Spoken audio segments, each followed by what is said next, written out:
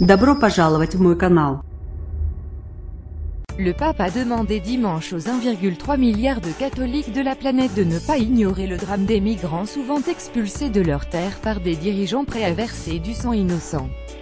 Dans une homélie de Noël appelant à l'hospitalité, l'Argentin Jorge Bergoglio, petit-fils de migrants italiens, a fait du sort des réfugiés l'un des thèmes fondamentaux de son pontificat entamé voici près de 5 ans. Personne ne doit sentir qu'il n'a pas sa place sur cette terre, a-t-il estimé dans sa traditionnelle homélie de la veillée de Noël. La rédaction vous conseille dans sa traditionnelle homélie de la veillée de Noël célébration pour les chrétiens de la nuit de naissance de Jésus de Nazareth, le pape a rappelé que selon l'évangile Marie et Joseph étaient en fuite en raison d'un décret romain. Dans les pas de Joseph et de Marie, se cachent de nombreux pas. Nous voyons les traces de familles entières qui, aujourd'hui, se voient obligées de partir, a souligné le pape, devant une dizaine de milliers de fidèles rassemblés dans la basilique Saint-Pierre de Rome.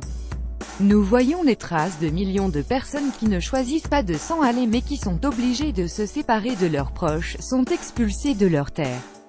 Dans beaucoup de cas, ce départ est chargé d'espérance, chargé d'avenir. Dans beaucoup d'autres, ce départ a un seul nom: la survie. Survivre aux Hérodes de l'heure qui, pour imposer leur pouvoir et accroître leur richesse, n'ont aucun problème à verser du sang innocent. Le pape François le roi Hérode avait fait rechercher Jésus pour le mettre à mort, dans la tradition chrétienne. Hospitalité et tendresse. Dieu nous invite à être des sentinelles pour beaucoup de personnes qui ont cédé sous le poids du désespoir qui naît du fait de trouver fermées de nombreuses portes, a insisté François, appelant les croyants à balayer l'indifférence et décliner hospitalité et tendresse.